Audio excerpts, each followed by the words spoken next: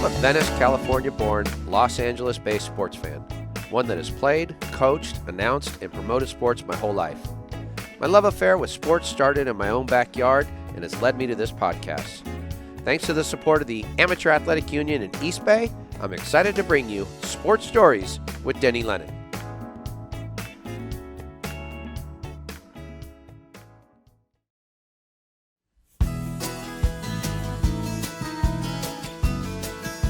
Hello and a happy Randy New Year to you. Our guest this week is so good, we'll do it again next episode. That's right, a double feature of the award-winning sportscaster Randy Rosenbloom. Per usual, we encourage you to subscribe and give us a rating wherever you listen, and remind you that we also are on YouTube as a video podcast. I first met Randy about 15 years ago when he called play-by-play, and I was the analyst for a Time Warner Cable presentation of the AAU Beach Volleyball National Championship Games from Hermosa Beach, California. I had heard of Randy before, given he called a ton of high school and college games in different sports in the Southern California area. But my curiosity about Randy stemmed from his last name, Rosenbloom. I knew of a former boxer and television personality from way back that had a nightclub in Los Angeles called Maxie's. It had been featured in the 2013 movie Gangster Squad. It turned out that Maxie Rosenbloom was Randy's uncle. I was intrigued, especially given that my uncle was the famed boxing ring announcer Jimmy Lennon Sr. What many of today's sports fans do not necessarily know is that boxing was wildly popular in the United States for decades, second only to baseball for a long stretch of time spanning from the 1920s through the 1950s. The dramatic setting of a ring and a boxer's singular pursuit make it a perfect metaphor for movies. My Uncle Jim, a World Boxing Hall of Fame inductee, announced from the 1930s through the 1980s. He worked for many years at the Grand Olympic Auditorium in downtown LA, where he also announced wrestling matches. Uncle Jim took full advantage of being near Hollywood, and he appeared as a ring announcer in countless TV shows and movies. Among his many TV roles was a classic one on the CBS television series The Munsters, a Golden Globe and Emmy Award-nominated show that produced 70 episodes between 1964 and 1966, and has aired forever since in reruns. The Munsters was about the life of a family of benign monsters, including the enigmatic Al Lewis as Grandpa, who was a Dracula-like bat, former Hollywood film star Yvonne DiCarlo as the vampire wife of Herman Munster, who was a Frankenstein type. How a husband and wife who were a Frankenstein and a vampire hooked up to produce a son that was a half vampire, half werewolf, that was never explained. Anyhow, Herman Munster was played by the Harvard-educated Fred Gwynne, who had a distinguished career as an artist as well as a character actor.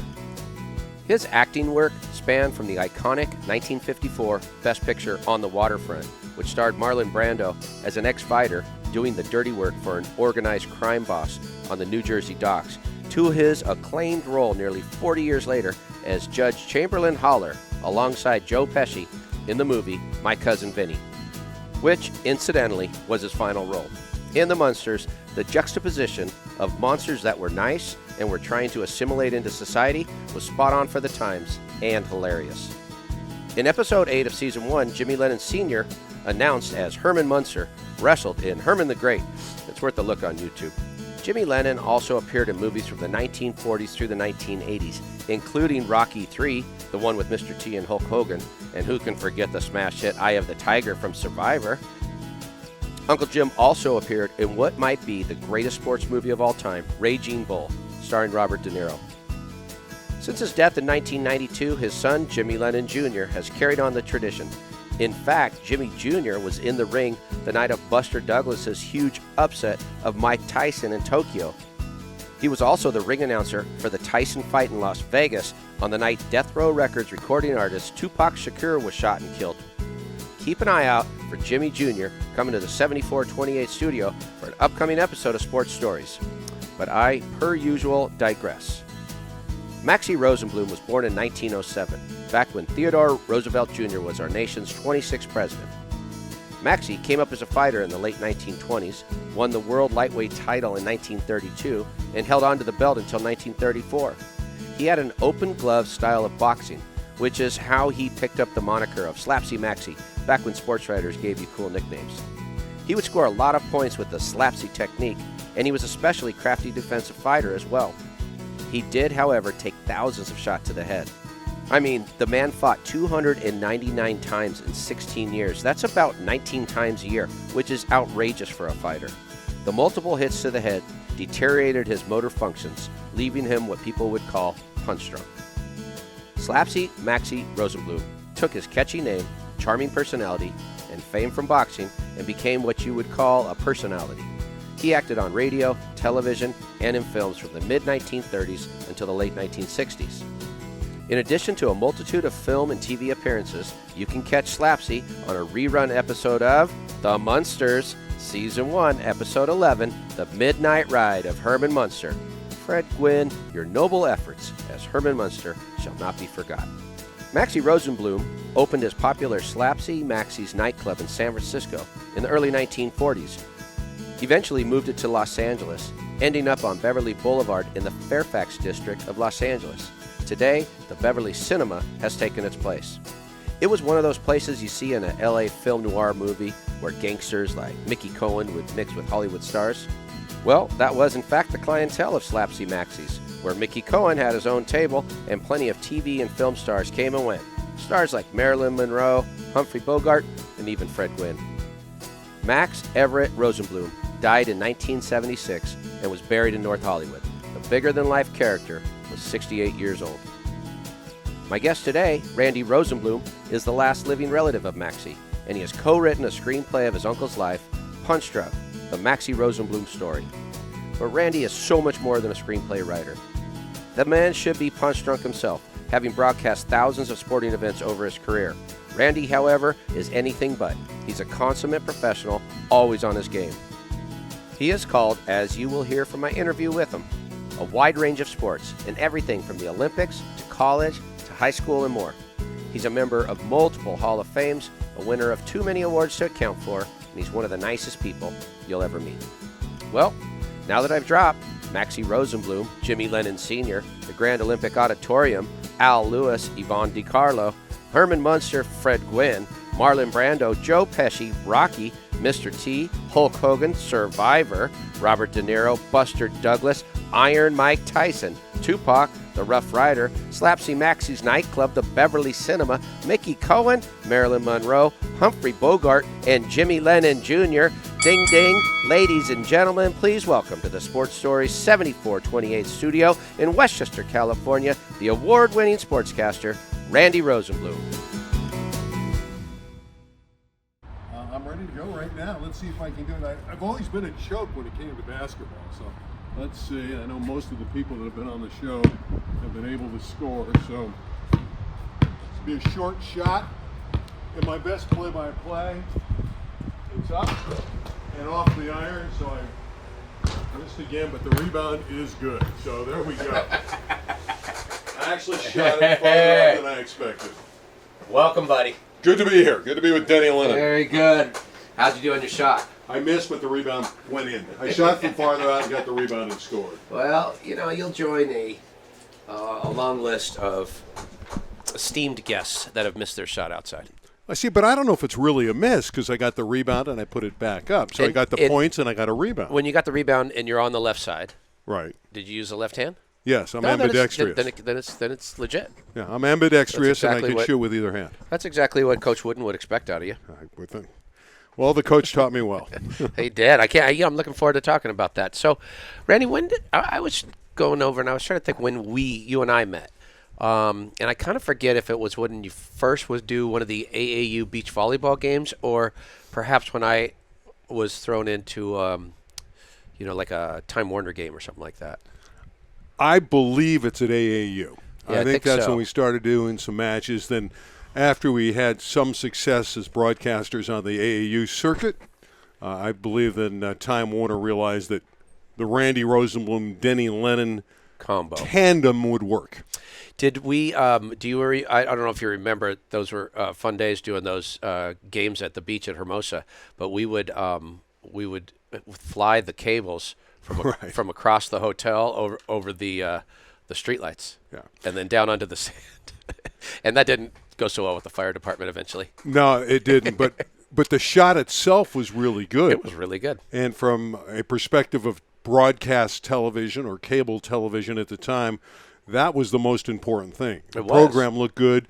What I enjoyed about the AAU matches, you're seeing the future. You know, whenever Absolutely. you do youth sports in general, but especially those AAU beach volleyball matches, terrific players, just the beginning of their careers. A lot of them have gone on to bigger and better things, but it was terrific to watch them in their beginning stages. And some of which, I mean, you could see have, called some Olympic Games. You could see that was the pipeline. Right. That they would come up through there. Yeah, and we'll see more over the years. We will see more. It's going to continue. So let's go back a little bit. Where'd you grow up? North Hollywood, California, exactly where I am now. I am in the same home I grew up in. Oh, wow. My parents moved there when I was 2.5. Okay.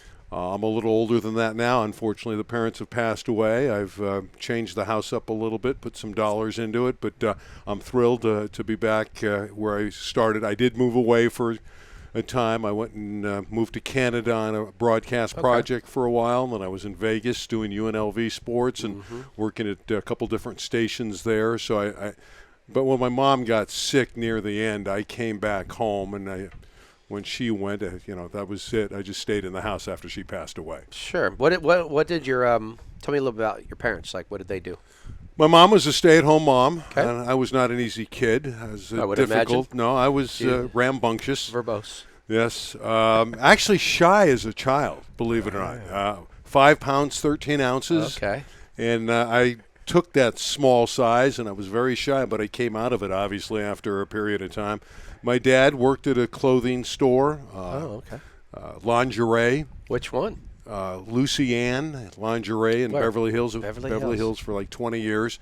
He was the brother of Slapsy Maxie Rosenbloom, and I know we're going to get into that. He was Absolutely. the youngest brother. So, yeah, my dad was a very quiet, shy gentleman. Seriously, had a great personality once you would open him up. But it was my mom. She was the one who was outspoken and was, I think I take after her a little bit. You have brothers and sisters? Nope, I'm the only child. In fact, I'm the last Rosenbloom. Oh, okay. That's it. When it finally ends for me, hopefully in about 40 or 50 years. Oh, man. That'll be the end of the Rosenbloom Well, we'll line. put this down for all posterity's sake. Absolutely. This will be good. So you brought it up, Slapsy Maxie. That's one of when I first met you and I heard the last name of Rosenbloom, because my uncle Jimmy Lennon, Sure. the boxing announcer, and I was always drawn to boxing and enjoyed going to the Olympic Auditorium and stuff. So I kind of would work my way backwards, study some history, and so I recognized that name. And he was not only a boxer, he went beyond that. But tell me a little bit about Slapsy Maxie. Well, he did fight at the Olympic. Yeah. He fought everywhere, Madison Square Garden. Slapsy Maxie Rosenbloom is not a household name now, but when I was young, he was famous. Yeah. He was the light heavyweight champion of the world from 1929 to 1934. Okay. He fought more rounds as a champion than Joe Louis boxed in his entire career. Is that wow? He was a crazy individual. He got into boxing because he really wanted to be a comedian. Okay. And he wanted the notoriety. And it just so happened he was a troubled youngster, and he got into a lot of fights, and he got into boxing, and he was good at it. He was a tremendous defensive fighter, considered by many as one of the great defensive boxers of all time. No power. But he had as many or more professional fights than anyone in the history of the industry. And that's something. Some of the numbers you don't really know because different books have different numbers for different fighters. But if you calculate the amateur fights to go along with the professional fights, he had close to 400 fights. That's a lot of. So when he went into broadcast after that, he did radio and TV. He was a movie star. He had his own nightclub. He has all these different things. Yes, he did have a radio show. He did go into broadcast. But he slurred his words a lot. And he would say to people, I had 400 fights. What's your excuse? So he was a very interesting character, lovable guy, clean cut, didn't drink, didn't smoke. Was he out this way? He moved out here to enhance his future movie career. He was a New Yorker. That's where he won his light heavyweight title. Yeah, he was a champion. At the Garden. Yeah, he was friendly with a lot of different people, including Franklin Roosevelt. They had numerous meetings on the train when he was the president, and they would talk boxing because Roosevelt was. What train is? How's he getting on the train with the president? How does this? Well, happen? because that's where they would meet. Okay, so. Roosevelt was on a boxing commission when he was young, and Maxie was a champion from New York, and they were pretty good friends. So this would have been okay. Maxie was champ again in 29-34. Sure. And again, I don't know the exact times that's and dates, but yeah, he was tight with a lot of people. The interesting thing is, you know, he would know Al Capone and do business with Al Capone, and then one night later in the week he might do business with the President of the United States. It was that kind of life. He had different stages of his life that are just off the charts. And he dated just about every lady in Hollywood. I mean, for a 20 to 30 year period, nobody had a better life, in my opinion, than Slapsy Maxie Rosenbloom. Now, the negative, those 400 fights caught up. They added up, right? And even though he was a great fighter, you take punches like Muhammad Ali. Sure.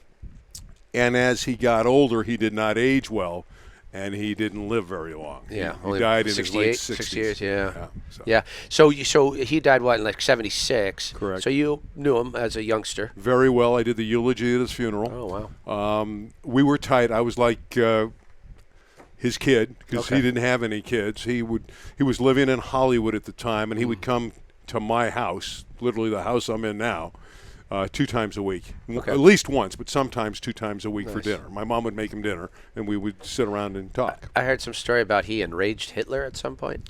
He enraged Hitler because he beat Hitler's fighter. Oh, They fought, okay. and he beat a designated great fighter in New York. Max Baer?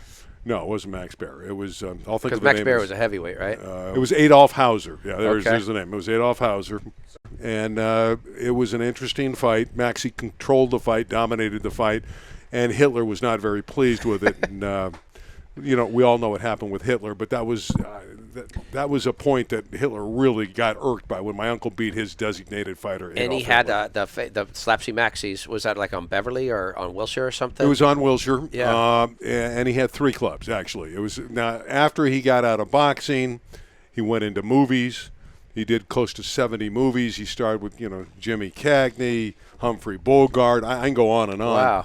Wow. He was tight with Lucille Ball. I mean, he was connected to everyone. But then he went into his nightclub, Slapsy Maxie's, and the one locally did well, but he had one in Miami, and I think there's the tie to Al Capone there. Okay. I believe that. I don't know that for certainty. I wasn't back there. What a fascinating story. And then he had one in San Francisco as well. So you have this fascinating story, and you've written a screenplay. Correct. Is it a documentary or is it a screenplay? No, it's a screenplay, and we've been talking to a number of different outlets. One in particular now has it there. We still haven't had the movement I would like, but it's possible, and we're taking the necessary steps trying to get it made. I say this to people. The good news is nobody knows who he is, and the bad news is nobody knows who he is. When that story breaks and they see this movie and see his life, they're going to be blown away and like, how do we not know about this guy? Yeah, which is great. I love those gems. Yeah, it'll be a wonderful story. Let's hope it gets made. I always have said to people, and not because I was involved in it, I think it's good enough to win an Academy Award. I don't know if it'll ever be made. That's the biggest question. You grew up North Hollywood. North Hollywood. How'd you get involved in sports? I think my uncle had a lot to do with it because I looked up to him, and I also looked up to Sandy Koufax growing up. Okay. And again, I'll give my parents some kudos here. Let's take you back to 1965. I was going to junior high school, or close to it, 7th grade, right around there. And it was the 7th game of the World Series with the Minnesota Twins. Yeah. And at that time, the game was played during the day. Sure. It was on network TV.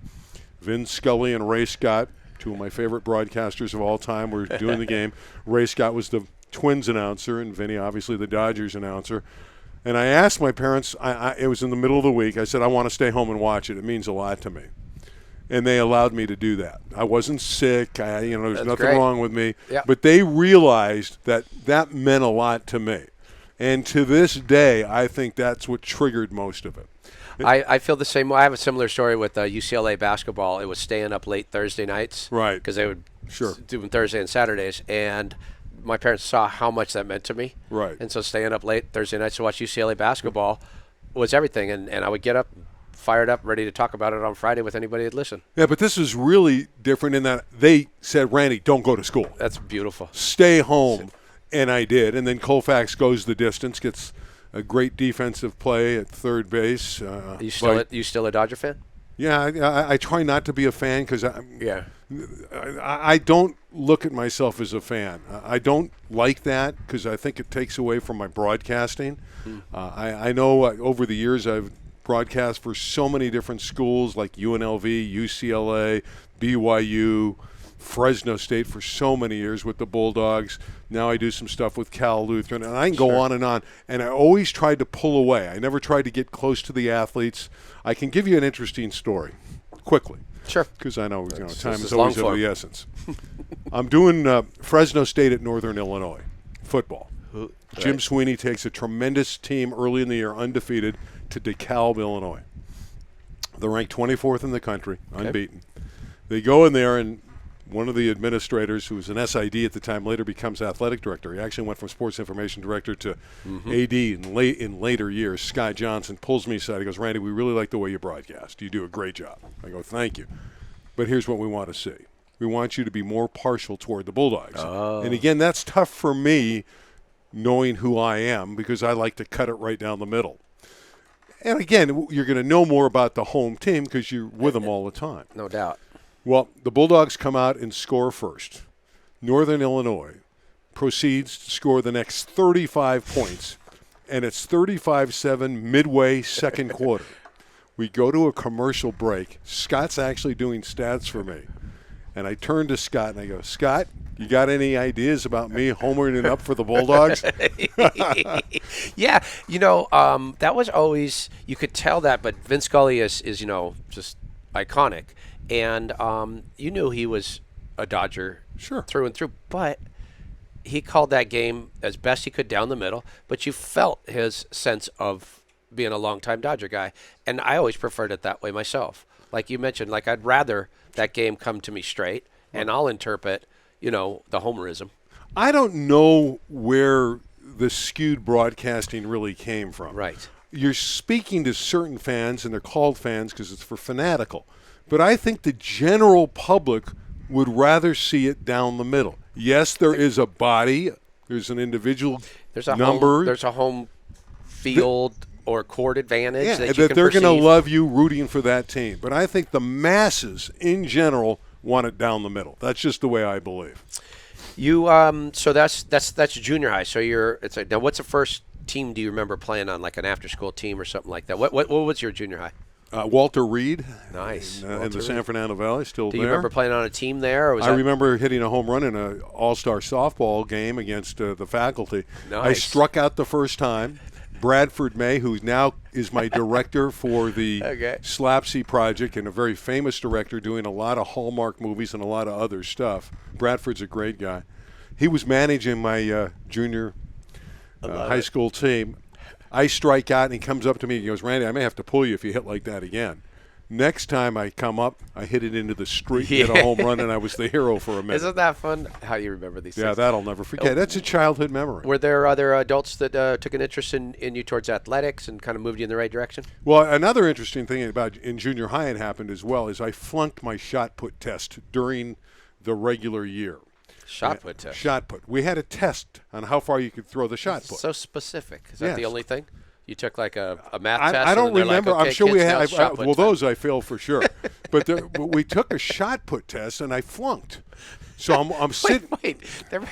Who would they make you do a shot The put? coach. Everybody has to. I got an F. They didn't worry about your rotator cuff. No, I was bad. Like so now I go to the track meet. Once a year they have a track meet. Okay.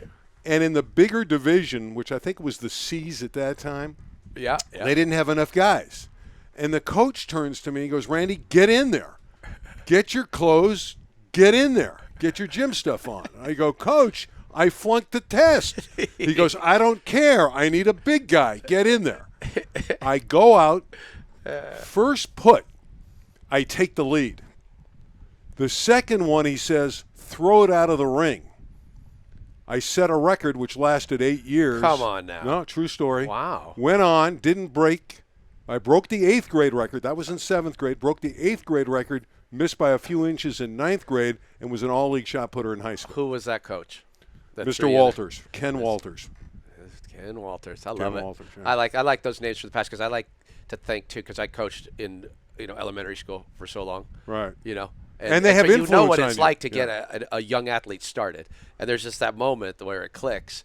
And But it's so odd, and it was so arbitrary. Rosenbloom, get in there.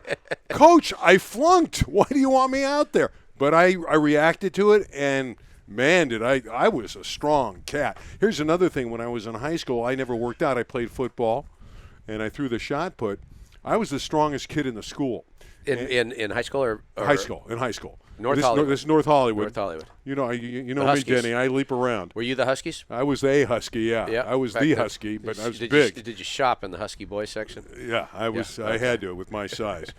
But I went into the weight room on the machine, easily would bench 300. I never worked out. Easily bench 300. On the machine with my left arm, and I shot put it with the left. I'm ambidextrous. Okay. I right with the right. I could bench 200 plus with one arm. I would never work out. I would do it a few times, put it down, and walk right out. But I never worked out. I was strong, but I didn't know how to play football. I was a horrible football player. Football and track, those were your two sports? Yes. Tried basketball, but after what you witnessed with me coming in here, you I can like see that why. you cleaned it up with the left hand. Yeah, well, I made a hook. I made a left-handed hook when it was, again, against at Walter Reed. I told you the softball game, I hit the homer. Sure. Well, we also played the faculty in basketball, and for whatever reason, they came out and greeted me as I came across half court, and I must have been 35 feet away, and I got stuck near the corner of the court, and I threw up a left-handed hook, and the darn thing banked in.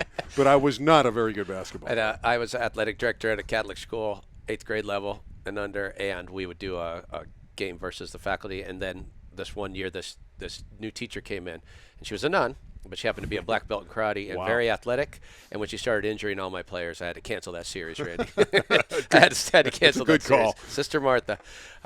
So was it at North Hollywood? Did you get involved in broadcasting, or at least started to call some games or do any kind of PA announcing? None of that. I did go up into the rafters at some basketball games.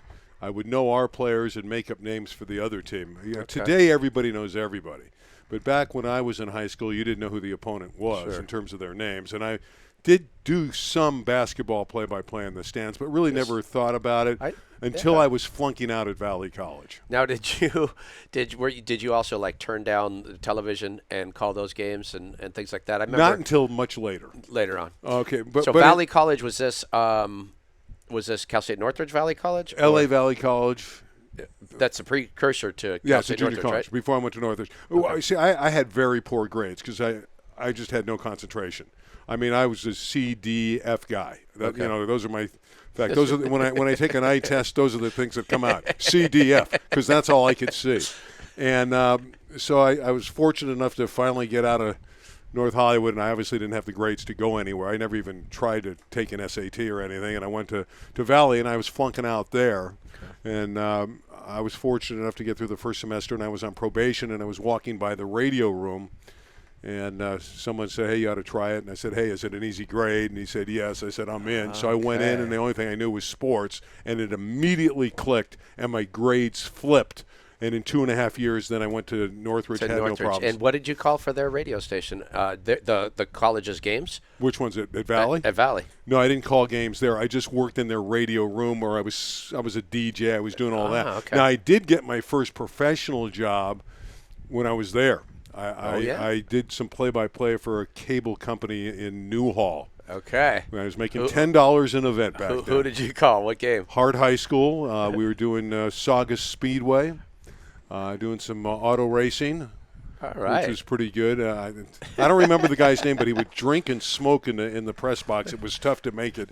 But I know when I got that first check after 10 weeks of $100, I was fired up. You were fired up. Yeah, I remember that.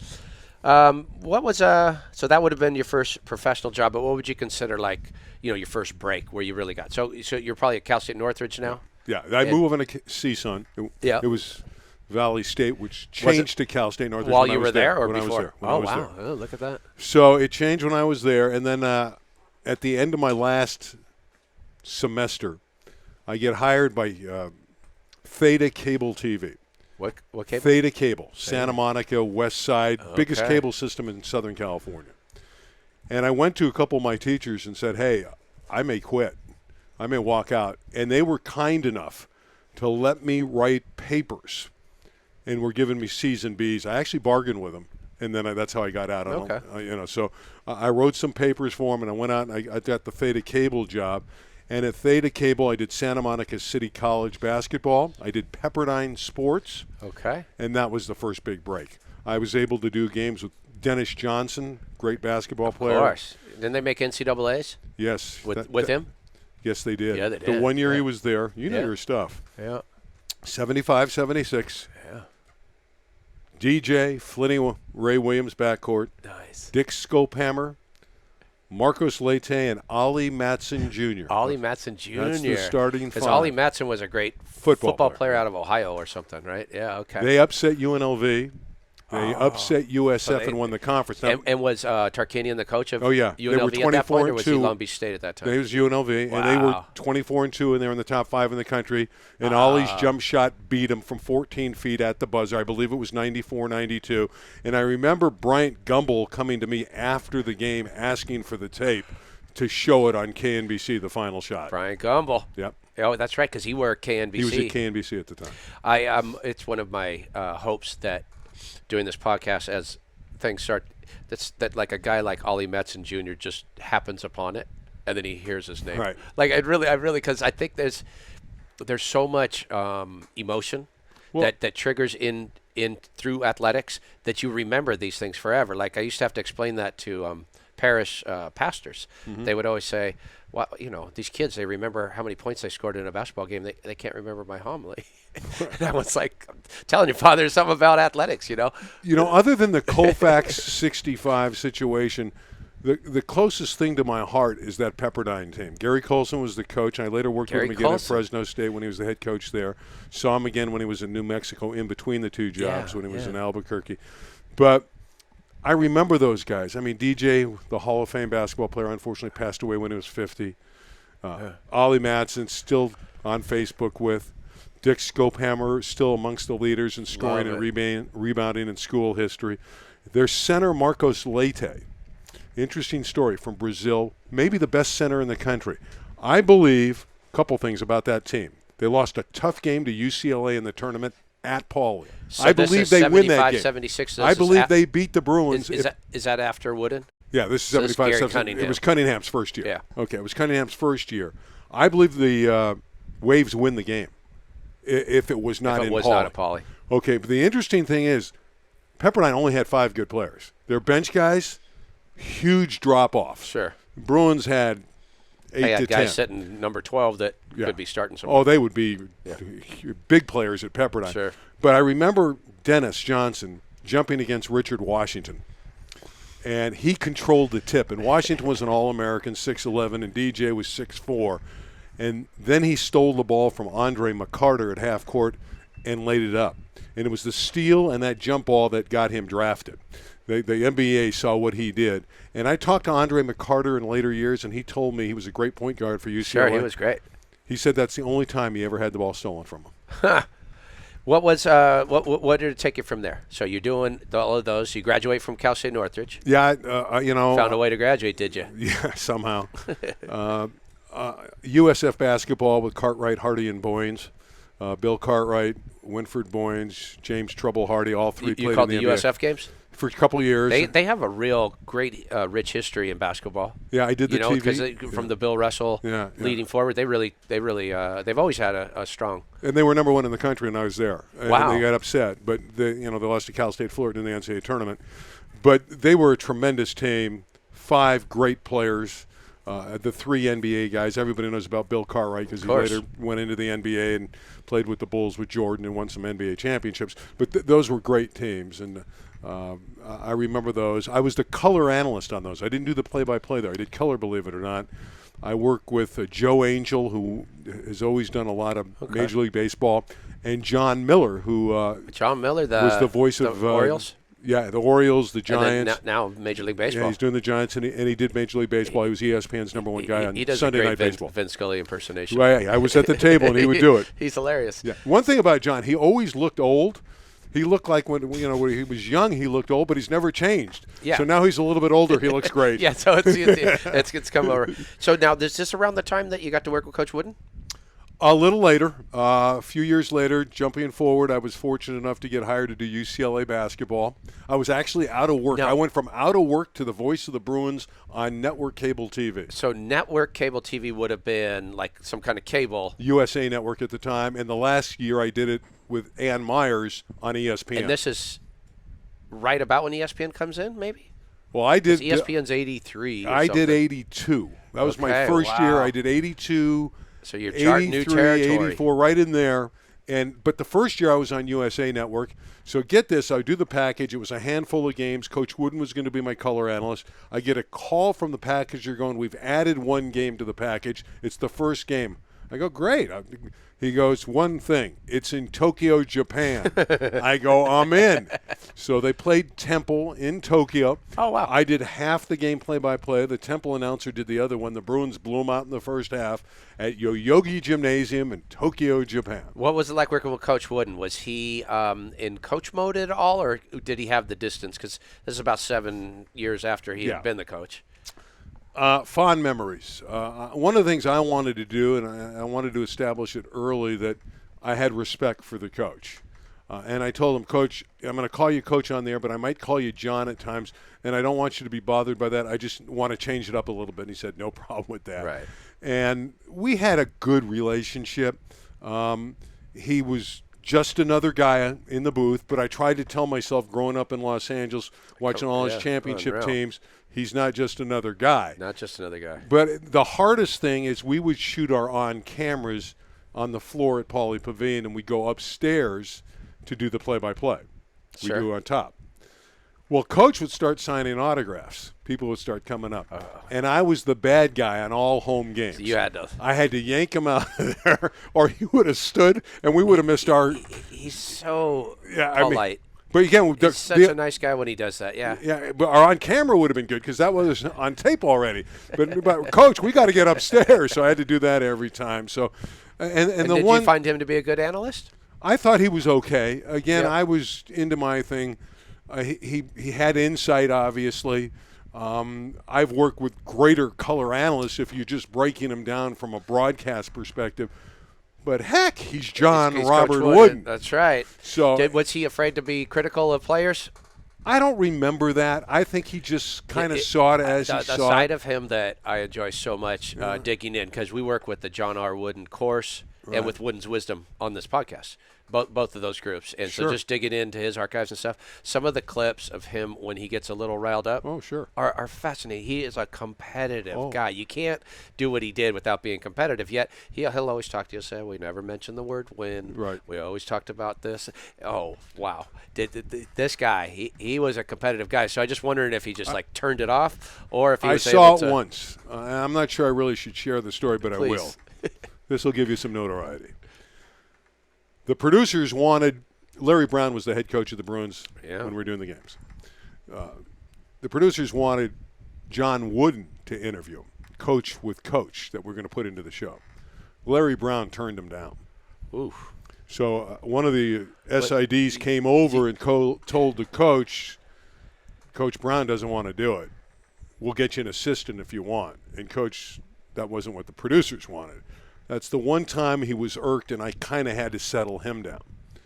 Would Larry Brown do that because he's trying to escape the massive shadow that Wooden left over the program? I don't believe Larry that. Brown I was think just Larry Brown was probably distant to the media, even though his brother was big in the media, and No doubt. certainly in later years, Hubie's very big in the Larry media. Brown was a terrific coach. Everywhere he went, he did nothing but win. And I was upset when UCLA let him go. I felt like he should have been their guy. And when I interviewed him, because I did interview Larry Brown on a few of the shows, I had no problems with him. I know he'd always slap me on the leg. We'd sit down in the stands. He'd slap me on the good job and see you later. I mean, but he'd come and go fast. So I could see that maybe you might have a point. Maybe he didn't want to get involved with the aura of Coach Wooden. I could see that. Yeah. You've you've said that the highlight of your career is calling the Olympic Games. Not even close. Not even close. Well, I can give you some great memories. But you're going to say AAU beach volleyball was better? Well, it's up there. Yeah. In all candor, I mean, the softball World Series a number of years ago, '92, Lisa Fernandez pitches a shutout. Wow. I call a walk-off homer by UCLA to win the national title. No doubt. That's up there. U.S. winning the gold medal in rowing in 2004. Now, when they won that gold medal in rowing, That's where you made the drought is over. Yeah, for the and men. that is kind of like, do you believe in miracles, but in the rowing world? Right. Is that accurate to say? Yeah, and I had it teed up in my mind. I never thought I'd really use it because I didn't know if the United States would win a gold. But their women, the sequence on NBC was interesting. They play the women first. Okay. So the women wins the silver. Commercial break, come back. Now, they threw the commercial break in later. I didn't have that. And now we're down to one race in the heavyweight eights. We've been destroyed in every of the other events in rowing. Okay. Americans didn't compete. The only ones they competed well in Athens were the heavyweight eights, the 8-man boat. This is Athens 2004. Athens 2004. I know we're all over the board. Oh, here. this is good. We're all over the board. So, like I said, the women finish second. They get the silver. It's one chute I'm looking at. They come out of the chute. This is it. All or nothing. It's 2,000 meters. They're at the halfway meter, 1,000 meters. They have a big lead, and I'm thinking, this is it. Now it starts coming to me. We get to a point where I know the Americans are going to hold off the competition. I'm turning to Yaz Farouk, my analyst. I wanted her to take the big moment. I wanted to give it to her. And she didn't say anything. And she was a brilliant analyst. Okay. Yaz did a number of Olympics. But she's letting you do yours. She just didn't take it, and I turn, they cross the finish line, and I go, the drought is over. It was 40 years. They hadn't won that event in 40 years. Wow. Okay. Well, that's what pops up, But I had it teed up in a perfect that's situation. What pops up. I'm sure in that, not just in the Olympic watchers, but especially in that community. Right. That's their call. That's a call. And is that a fun part of the job for you? Yeah, I love drama. As a broadcaster, even on a podcast show like this, I can get lazy with my mouth. I get bored. I don't like necessarily doing interviews. I even get bored and sometimes go out in left field on broadcast. But when there's drama, when there's big moments, I can play with the best of them. You will lock in. Sports Stories with Denny Lennon is supported by the AAU. Find a local event and join at aausports.org. And remember, you can catch your favorite amateur sports live stream, replays, and highlights at ballertv.com. Sports Stories, along with East Bay, supports the Heroes Movement, a nonprofit that bridges the gap from mental or physical therapy to getting strong again through strength and conditioning workouts. This free service is available for any veteran of the United States Armed Forces. Visit heroesmovementusa.org for more information. Sports Stories with Denny Lennon is a production of Sports Stories, Inc. and is available on Apple Podcasts and YouTube or wherever you listen and watch. Don't forget to subscribe, rate, and give us a review. It really helps spread the word. You can find all our social media links, archives, and other info on our website at sportsstoriespodcast.com. Original music for Sports Stories is courtesy of Lennon Music Productions. Special thanks to the John R. Wooden Course and Wooden's Wisdom. Sports Stories staff includes Marley Rice, Teresa Dolan, Bob McCall, Michael Lennon, Sienna Lennon, Brad Lawson, Christine Jimbo, and Jake Downey.